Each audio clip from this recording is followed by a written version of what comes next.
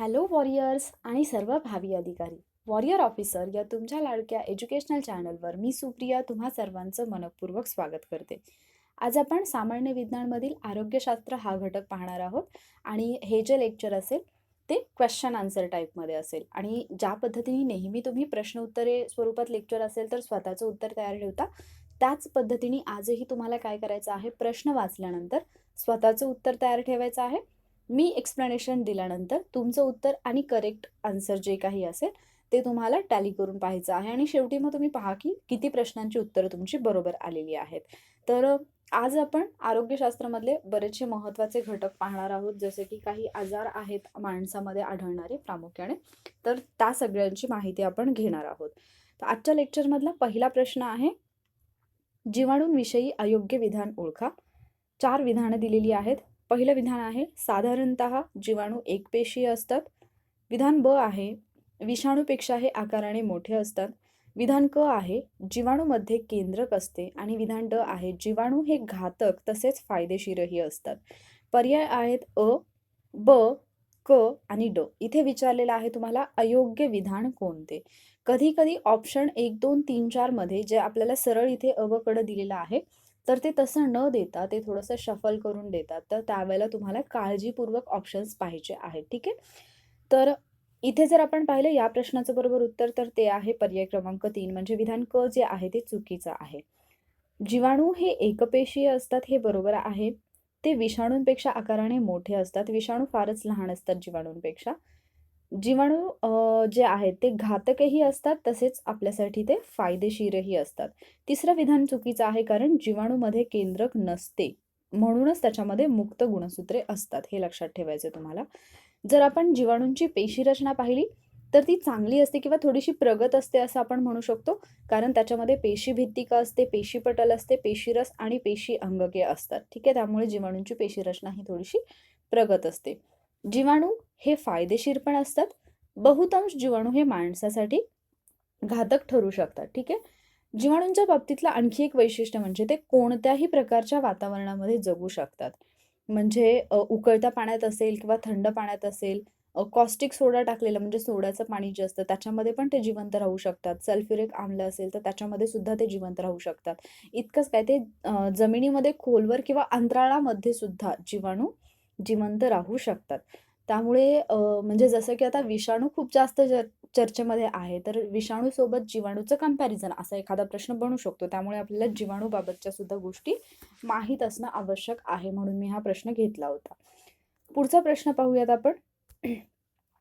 इथे 2 विधानं आहेत. खरं तर इथे 2 रिकाम्या जागा असायला पाहिजे होत्या. हा मार्क तुम्हाला बोनसमध्ये मिळेल, कारण इथे माझ्याकडून हे ॲड झालेलं आहे. तर तुमच्या लक्षात येईल पुढे याचं उत्तर तुम्हाला असंही कळलं असेल. पाहूयात आपण. शिंबाधारी वनस्पतींच्या मुळात असणारे, इथे ॲक्चुअली मला रिकामी जागा सोडायची होती. रायझोबियम हे जीवाणू हवेतील नायट्रोजन वनस्पतीसाठी उपयोगात आणतात. आणि विधान ब आहे, मातीतील कोणते जीवाणू हवेतील नायट्रोजनचे स्वतंत्रपणे स्थिरीकरण घडवून आणतात. ऑप्शन आहे ॲझेटोबॅक्टर आणि रायझोबियम, कोलस्ट्रिडियम आणि रायझोबियम, कोलस्ट्रिडियम आणि ॲझेटोबॅक्टर आणि रायझोबियम आणि ॲझेटोबॅक्टर. तर अर्थात मी ऑलरेडी म्हणजे इथे पहिलं विधान लिहिताना मी ऑलरेडी ऑप्शन दिलेला असल्यामुळे तुमचं उत्तर कदाचित बरोबर आलं असेल. पण उत्तर बरोबर आलं म्हणून प्रश्नाकडे जास्त लक्ष द्यायचं नाही असं करू नका. हाच प्रश्न तुम्हाला वेगळ्या पद्धतीने सुद्धा विचारला जाऊ शकतो, कारण रायझोबियम आणि ॲझेटोबॅक्टरवरती आयोगाने यापूर्वी प्रश्न विचारलेले आहेत. या प्रश्नाचं बरोबर उत्तर जर आपण पाहिलं तर ते आहे पर्याय क्रमांक 4. शिंबाधारी वनस्पतींच्या मुळामध्ये असणारे रायझोबियम जे जीवाणू असतात ते हवेमध्ये असणाऱ्या नायट्रोजनचा वनस्पतीसाठी उपयोग करून देतात.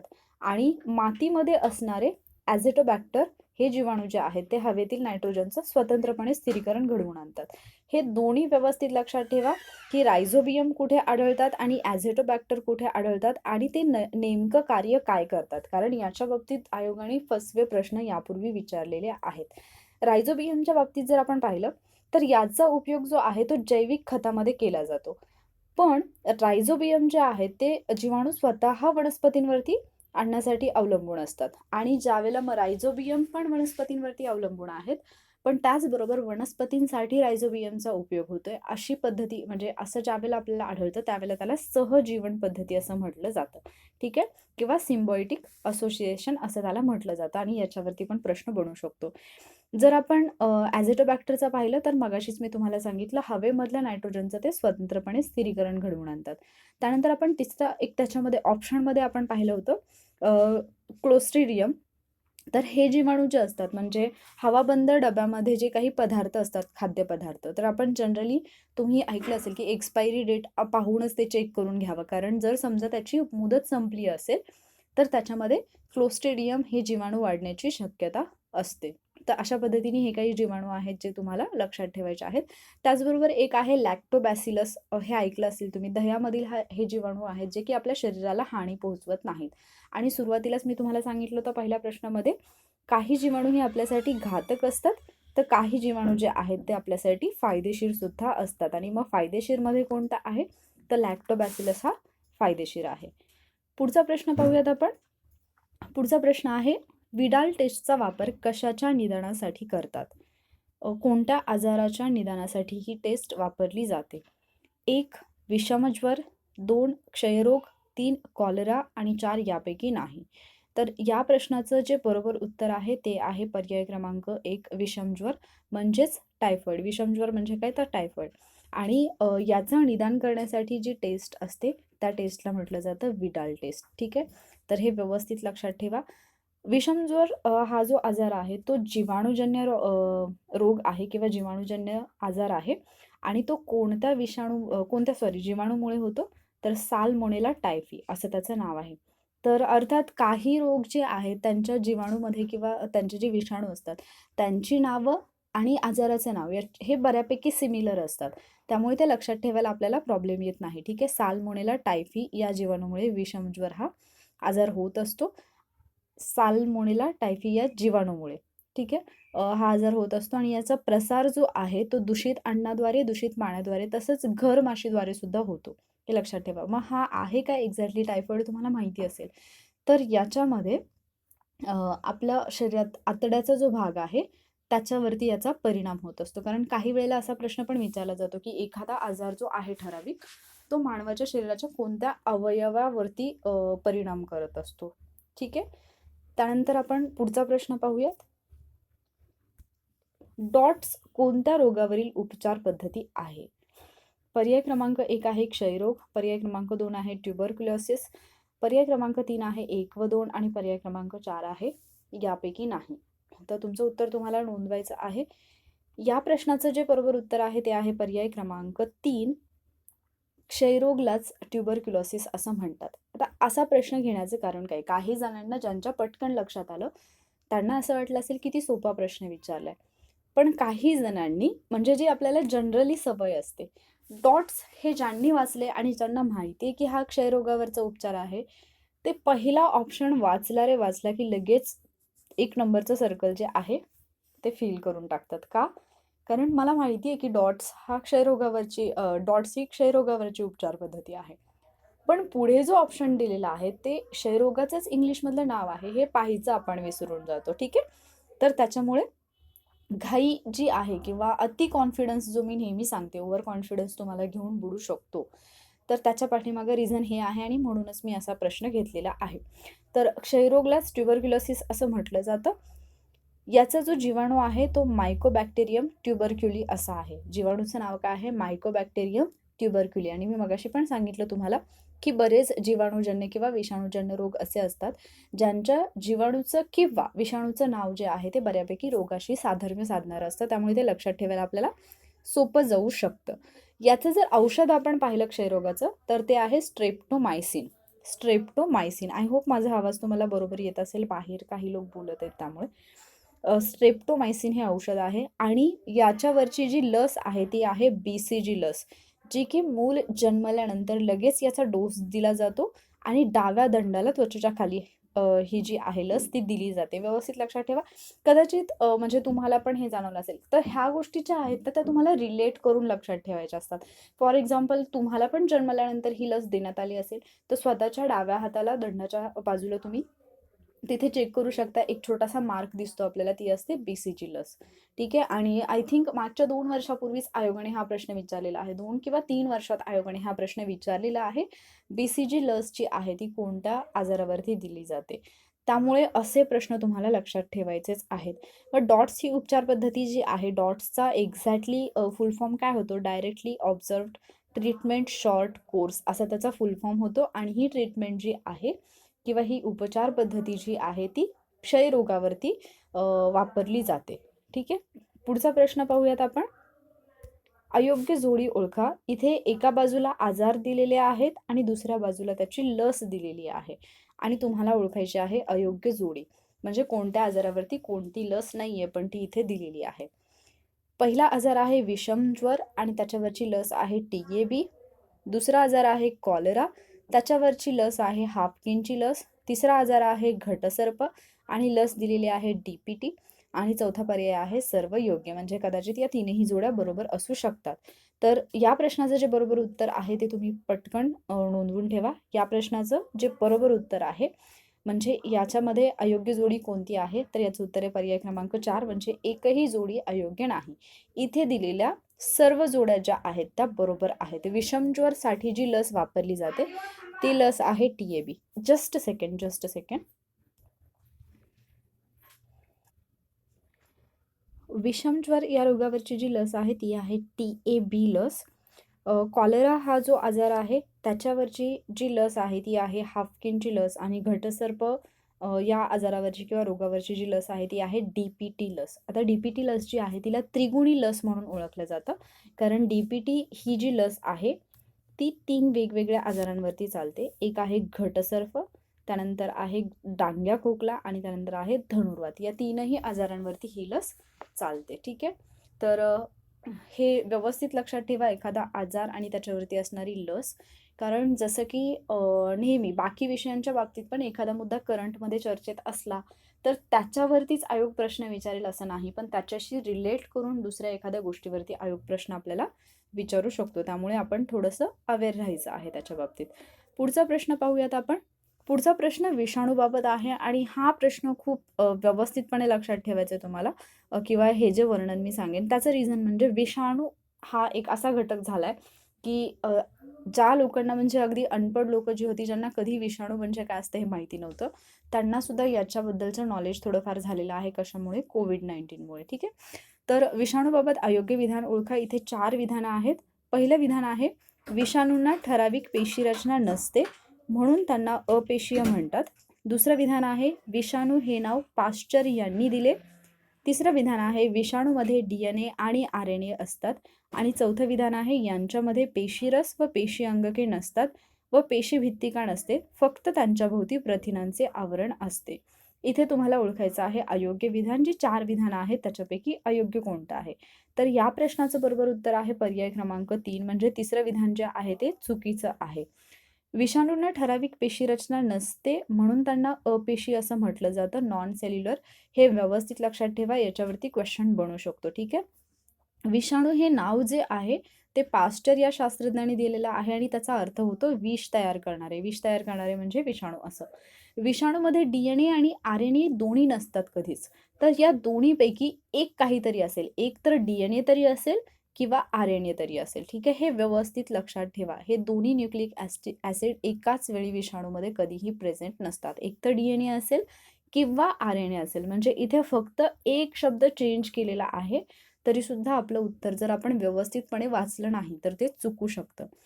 विषाणूंमध्ये पेशीरस, पेशी अंगके हे नसतात, पेशी भित्तिका सुद्धा नसते, फक्त त्यांच्या भोवती प्रथिनांचं आवरण असतं, ज्याच्यामध्ये आपल्याला DNA किंवा RNA आढळून येतात. ठीक आहे. आता विषाणू जे आहेत ते अपेशीय आहेत, हे आपण पहिल्याच विधानामध्ये पाहिलं. ते अपेशीय आहेत, त्यामुळेच त्यांना कोणत्याही सृष्टीमध्ये टाकलं जात नाही. आणि विषाणू हा घटक जो आहे, म्हणजे ते स्वतः कधीच स्वतःचं अन्न तयार करत नाहीत. ते काय करतात तर रोग्याच्या शरीरामध्ये जातात आणि त्यांची सिस्टीम आहे ती वापरून ते त्याच्यावरती जगत असतात. ठीक आहे. I am extremely sorry guys, हे बाजूचे लोक थोडा जास्तच डिस्टर्ब करतायत. मी परत एकदा एक्सप्लेन करते तुम्हाला विषाणू. विषाणूंना ठराविक अशी रचना नसते आणि म्हणून त्यांना अपेशीय म्हटलं जातं. हे आपल्याला व्यवस्थित लक्षात ठेवायचं आहे. ठीक आहे. यांच्यामध्ये पेशीरस, पेशी अंगके नसतात, पेशी भित्तिका सुद्धा नसते. पण हे सगळं आपण पाहिलं होतं जीवाणूंमध्ये असतं. ठीक आहे. विषाणूंच्या भोवती फक्त प्रथिनांचं आवरण असतं, ज्याच्यामध्ये आपल्याला एकतर DNA आढळतील किंवा RNA आढळतील. दोन्हीपैकी एकच काहीतरी आढळेल. कुठलं तरी एकच न्यूक्लिक ॲसिड आपल्याला आढळेल. विषाणू हे नाव कोणी दिलेलं आहे? तर पाश्चर या शास्त्रज्ञांनी हे नाव दिलेलं आहे आणि त्याचा अर्थ होतो विष तयार करणारे. आणि ते अपेशीय आहेत म्हणूनच त्यांना कोणत्याही सृष्टीमध्ये टाकलं जात नाही. हे जे आहेत विषाणू ते स्वतःचं अन्न तयार करू शकत नाहीत. त्याच्यामुळे ते रोग्याच्या शरीरात जाऊन त्याची सिस्टीम वापरत असतात आणि त्यामुळे ज्यावेळेला आपल्याला एखादा व्हायरल डिसीज होतो, तर त्याच्यामध्ये आपली इम्युनिटी पॉवर चांगली असणं जास्त गरजेचं असतं. तुम्ही ऐकलं असेल कोविड-19च्या बऱ्याचशा केसेसमध्ये ज्यांची इम्युनिटी पॉवर चांगली आहे, रोगप्रतिकारक शक्ती चांगली आहे, ते लोक लवकर रिकव्हर झालेले सुद्धा आहेत. ठीक आहे. विषाणू जे असतात ते सर्वच्या सर्व विषाणू घातक असतात. हा पॉईंट सुद्धा लक्षात ठेवा. जीवाणूच्या बाबतीत आपण पाहिलं होतं काही फायदेशीर असतात तर काही घातक असतात. पण विषाणूंच्या बाबतीत मात्र सर्वच विषाणू हे आपल्यासाठी घातक असतात. ठीक आहे. पुढचा प्रश्न पाहूयात आपण. खालीलपैकी कोणता एक रोग विषाणूजन्य नाही? असं पण विचारलं जाऊ शकतं तुम्हाला, की काही रोग दिले जातील, गटातनं बसणारा रोग ओळखा. त्याच्यामधले 3 जे असतील ते विषाणूजन्य असतील, 1 जीवाणूजन्य असेल किंवा 3 जीवाणूजन्य असतील, 1 विषाणूजन्य असेल. तर ते आपल्याला माहिती असलं पाहिजे. आय थिंक माझ्याकडे ट्रिक्स असतील मे बी. तर मी त्याचं फार तर मी लिहून ते एका पेपरवरती त्याचे पिक्चर्स क्लिक करून ते तुम्हाला फॉरवर्ड करेन. ठीक आहे. तर याच्यामध्ये 4 रोग दिलेले आहेत. एक आहे देवी रोग, त्यानंतर आहे पोलिओ, त्यानंतर गालफुगी आणि नंतर आहे निमोनिया. आणि याच्यामध्ये विचारलेलं आहे तुम्हाला कोणता एक विषाणूजन्य रोग नाही. या प्रश्नाचं जे बरोबर उत्तर आहे ते आहे पर्याय क्रमांक 4. निमोनिया जो आहे तो विषाणूजन्य नाही, तो जीवाणूजन्य आजार आहे. बाकी जे आहेत देवी रोग असेल, पोलिओ असेल, गालफुगी असेल, तर हे विषाणूजन्य रोग आहेत. ठीक आहे. निमोनिया जो आहे तो जीवाणूद्वारे होतो.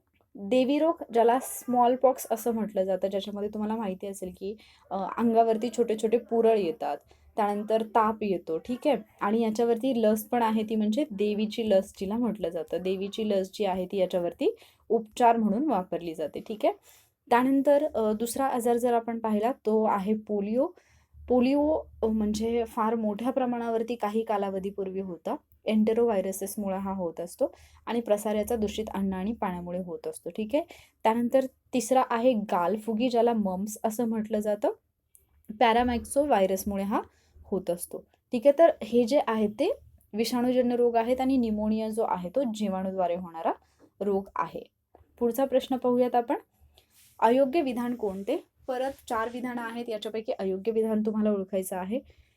पोलिओसाठी सॅबिन ही लस तोंडाद्वारे दिली जाते. पोलिओसाठी असणारी साल्क ही लस इंजेक्शनने दिली जाते.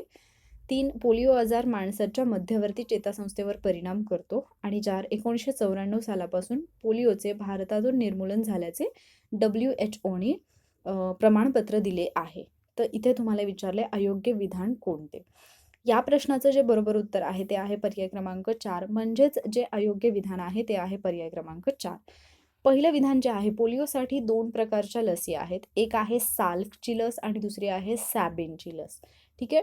साल्कची लस जी आहे ती इंजेक्शनने दिली जाते. ठीक आहे. ही लस फक्त सिस्टमिक इम्युनिटी पुरवते आपल्याला. तर साल्कची लस हे तुम्ही कसं लक्षात ठेवू शकता ते पण मी सांगते. कधी-कधी साल्क आणि सॅबिन या 2 लसीमध्ये आपलं कन्फ्युजन होऊ शकतं, की कोणती तोंडाद्वारे दिली जाते आणि कोणती इंजेक्शनने दिली जाते. तर साल्क हा शब्द तुम्ही जर मराठीत लिहायला गेला तर तो असा लिहाल, बरोबर. याच्यामधलं जर फक्त साल हा शब्द घेतला तर साल म्हणजे काय? वरचं आवरण.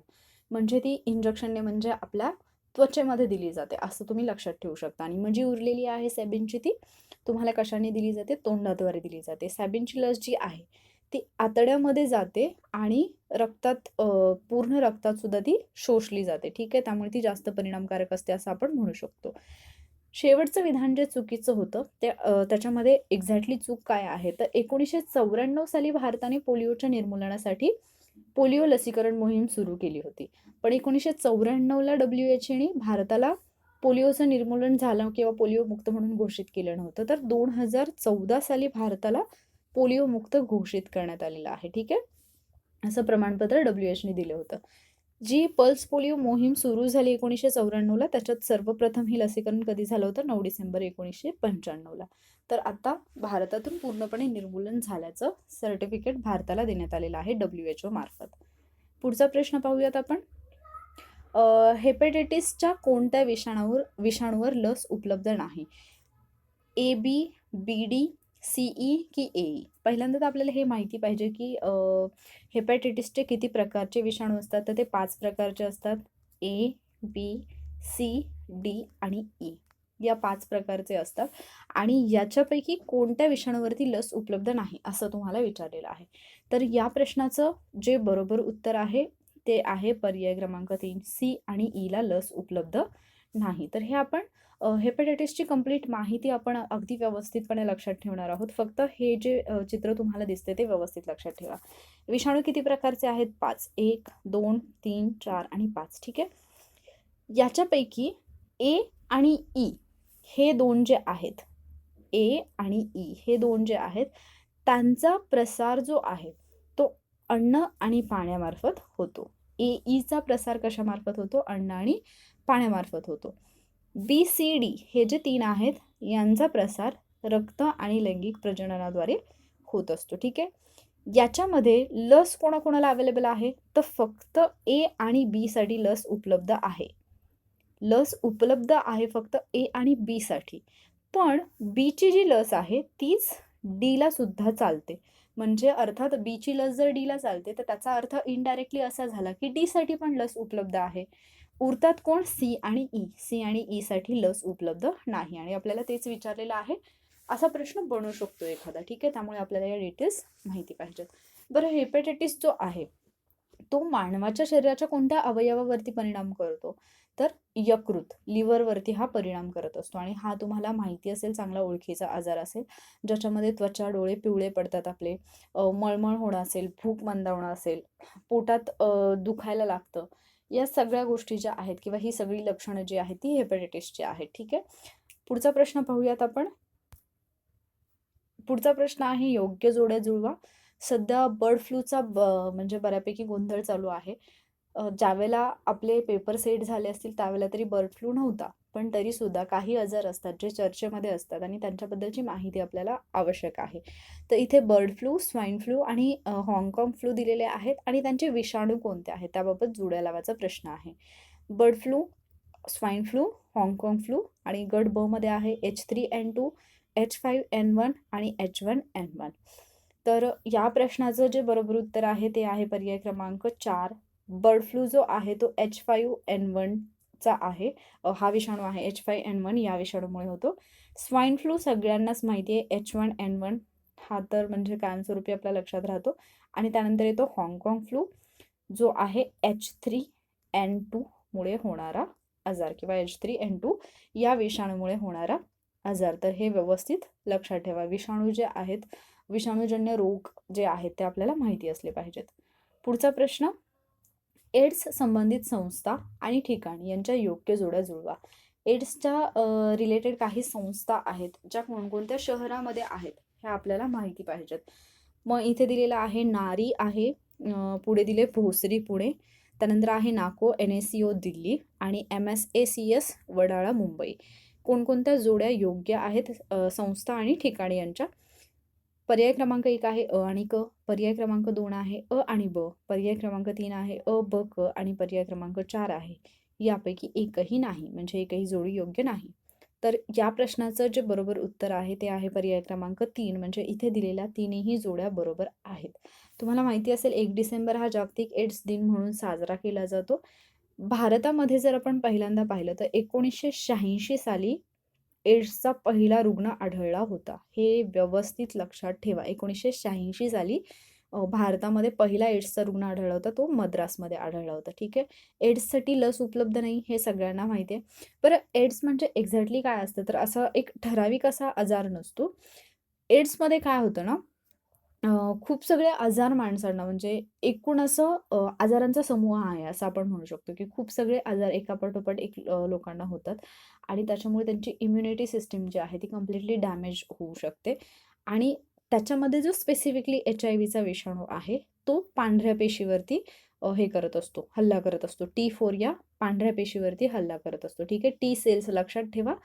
T4 या पांढऱ्या पेशीवरती HIV विषाणू हल्ला करत असतो. एखादा प्रश्न कदाचित असा बनू शकतो. याच्या संस्था आहेत त्यांचे आपण जर फुल फॉर्म पाहिले तर नारीचं फुल फॉर्म आहे नॅशनल एड्स रिसर्च इन्स्टिट्यूट आणि ही आहे पुणे या ठिकाणी, भोसरी पुणे या ठिकाणी. दुसरी आहे NSCO national AIDS control organisation जी आहे दिल्लीमध्ये. तिसरी आहे MSACS जी महाराष्ट्रामधली वडाळा मुंबई या ठिकाणी आहे, Maharashtra state AIDS control society. ठीक आहे. आणि एड्सच्या बाबतीत टोल फ्री नंबर जो आहे तो आहे 10097, हे पण लक्षात ठेवा. पुढचा प्रश्न पाहूयात आपण. इबोलाबाबत योग्य विधाने ओळखा. परत एक असा आजार जो म्हणजे सडनली समोर येतो.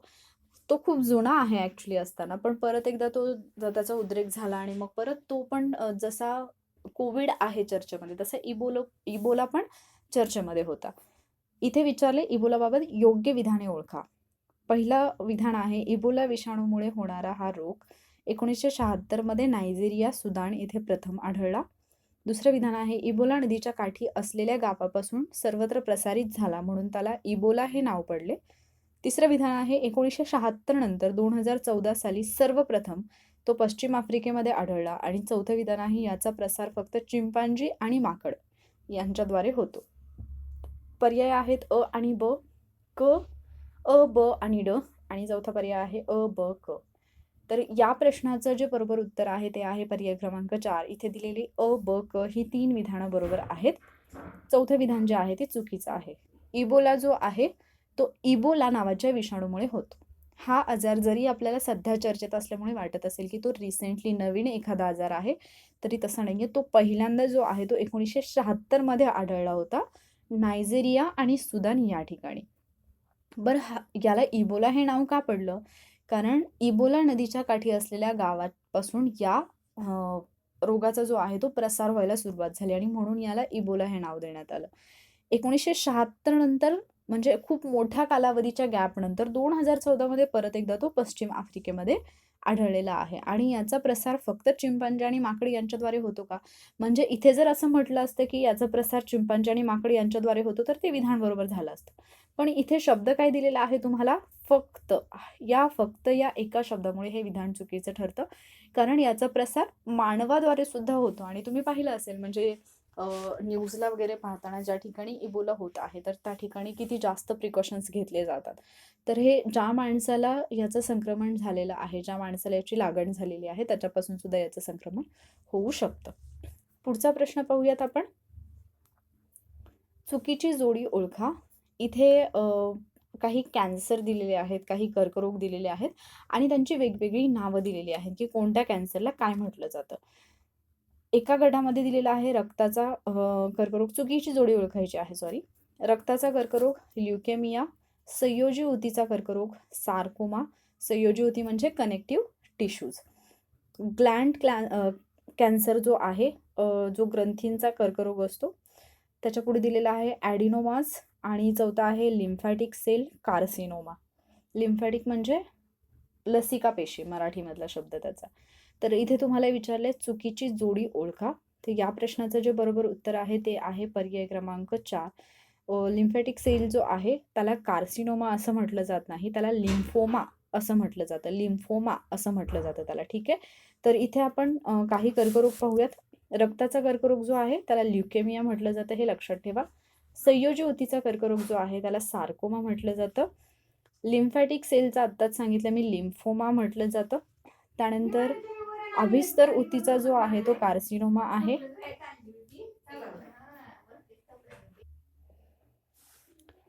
अभिस्तर ऊतीचा जो कर्करोग आहे त्याला कार्सिनोमा म्हटलं जातं. I am extremely sorry guys, me actually कालपासून ट्राय करते पण खूप जास्त डिस्टर्बन्स होतं लेक्चरसाठी.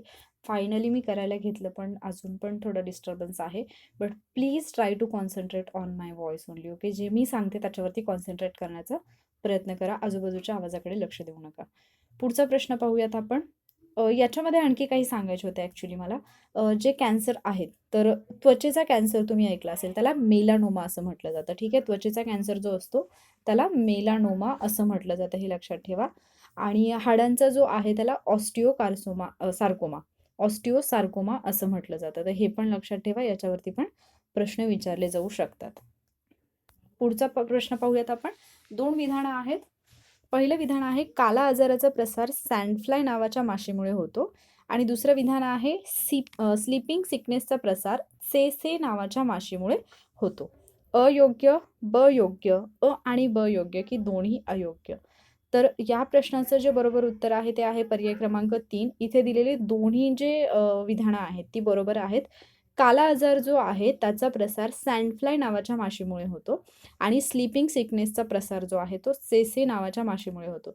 इथे हा पॉईंट लक्षात ठेवा की कदाचित तुम्हाला आयोगामध्ये येताना प्रश्न हे सेंटेन्सेस जे आहेत ते अल्टरनेटिव्ह करून दिले जाऊ शकतात. तर काला आजार सँडफ्लाय आणि स्लीपिंग सिकनेस सेसे हे व्यवस्थित लक्षात ठेवा. तर हे दुसरं विधान तुम्ही व्यवस्थित लक्षात ठेवू शकता. एसएस आणि सेसे म्हणजे स्लीपिंग सिकनेस आणि सेसे हे तुमच्या लक्षात राहू शकतं. पुढचा प्रश्न पाहूयात आपण.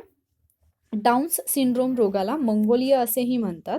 टर्नर्स सिंड्रोम रोगामध्ये अविकसित स्त्रीचे लैंगिक अवयव असतात आणि काइनफेल्टर सिंड्रोममध्ये शुक्राणूची वाढ होत नाही. याच्यामध्ये तुम्हाला विचारलेलं आहे योग्य कोणता आहे? अ आणि क योग्य, ब आणि क योग्य, सर्व अयोग्य की सर्व योग्य? तर हे काही आजार आहेत, याच्यामधले काही लिंग गुणसूत्राशी संबंधित आजार आहेत. तर ते आपण पाहूयात. याचं उत्तर जे आहे ते आहे पर्याय क्रमांक 4. इथे दिलेली सर्व विधानं योग्य आहेत. तर डाऊन सिंड्रोम काय आहे ते आपण सगळ्यात पहिल्यांदा पाहूयात. डाऊन सिंड्रोमलाच मंगोलिया असं सुद्धा म्हटलं जातं. आपल्यामध्ये साधारणतः 46 गुणसूत्र असतात, हे तुम्हाला माहिती आहे बरोबर. मात्र एखाद्या व्यक्तीमध्ये म्हणजे ज्या व्यक्तीला डाऊन सिंड्रोम हा आजार आहे त्या व्यक्तीमध्ये मात्र एकूण 47 गुणसूत्र आढळून येतात. ठीक आहे, एखाद्या व्यक्तीमध्ये जर 47 गुणसूत्र आढळून आली तर त्याला डाऊन सिंड्रोम हा आजार आहे असं आपण म्हणू शकतो. इथे 21 क्रमांकाच्या गुणसूत्राच्या जोडीऐवजी 3 गुणसूत्र आढळतात आणि त्याला म्हटलं जातं ट्रायसोमी. हे पण लक्षात ठेवा. 21 क्रमांकाची जी गुणसूत्राची जोडी असते तिथे 3 रेणुसूत्र आढळतात, त्याला म्हटलं जातं ट्रायसोमी. मग मानसिक वाढ खुंटणे असेल म्हणजे काही लोक वयाने वाढतात पण तेवढी त्यांची मानसिक वाढ होत नाही. कमी उंची असणं किंवा पसरट मान आहे, विरळ केस आहे, मोठ्या नागपुड्या असणं, अशी काही माणसं तुम्ही पाहिली असतील तर त्यांच्यामध्ये असणारा आजार जो असतो त्याला म्हटलं जातं डाऊन्स सिंड्रोम. ठीक आहे. दुसरा आहे टर्नर्स सिंड्रोम. याच्यामध्ये ज्या लिंगसूत्राच्या जोड्या असतात त्याच्याऐवजी एकच लिंग गुणसूत्र आढळतं. ठीक आहे. म्हणजेच शेवटी 46 गुणसूत्र जी असतात, शेवटची जी जोडी असते ती असण्याऐवजी एक्स हे एकच लिंग गुणसूत्र असल्यामुळे एकूण याच्यामध्ये 45 गुणसूत्र असतात. डाऊन सिंड्रोममध्ये आपण पाहिलं होतं 47 आहेत, टर्नर सिंड्रोममध्ये आहेत फक्त 45 गुणसूत्र. ठीक आहे. हा व्यवस्थित डिफरन्स लक्षात घ्या. आणि एक्स हे ते एकच असणारं कुठलं असतं? एक्स. त्यामुळे यांच्यामध्ये अविकसित स्त्रीचे लैंगिक अवयव असतात. त्यानंतर जो आहे तो क्लिनफेल्टर सिंड्रोम आहे. याच्यामध्ये सुद्धा काय होतं? गुणसूत्राच्या जोडीऐवजी 3 लिंग गुणसूत्र आढळतात म्हणून एकूण 47 गुणसूत्र असतात. आणि यांचं जर आपण गुणसूत्र कसं दर्शवतात पाहिलं तर 44 + XXY असं ते दर्शवलं जातं आणि यांच्यामध्ये शुक्राणूची वाढ होत नाही. तर टर्नर्स सिंड्रोमपेक्षा क्लिनफेल्टर सिंड्रोम जो आहे याचं प्रमाण जे आहे ते जास्त आहे. हे व्यवस्थित लक्षात ठेवा. एकदा दोनदा वाचा तुम्ही किंवा म्हणजे ही स्लाईड पहा किंवा जे मी सांगते ते लेक्चर पहा, तुमच्या हे लक्षात येईल. ठीक आहे. तर अशा पद्धतीने आपण आरोग्यशास्त्र हा घटक किंवा याच्यावरचे काही प्रश्न कव्हर केलेले आहेत. आय होप हे आजार तुमच्या लक्षात राहतील. जीवाणूजन्य आणि विषाणूजन्य आजारांची जी ट्रिक आहे ती मी लवकरात लवकर तुमच्यापर्यंत पोहोचवण्याचा प्रयत्न करते. बट समजा मी ती विसरले, माझ्या लक्षात नाही राहिलं, तर तुम्ही प्लीज मला रिमाइंड करून द्या, मग मी ते तुम्हाला नक्की पाठवेन. शक्यतो मी पाठवेन स्वतःच लक्षात ठेवून, पण जर समजा मी विसरलेच तर तुम्ही मला रिमाइंड नक्की करा. ठीक आहे. आय होप हे लेक्चर तुम्हाला आवडलं असेल. या लेक्चरमधून तुमच्या ज्ञानामध्ये नक्कीच भर पडली असेल. लेक्चर आवडलं असेल तर लाईक नक्की करा. थँक्यू.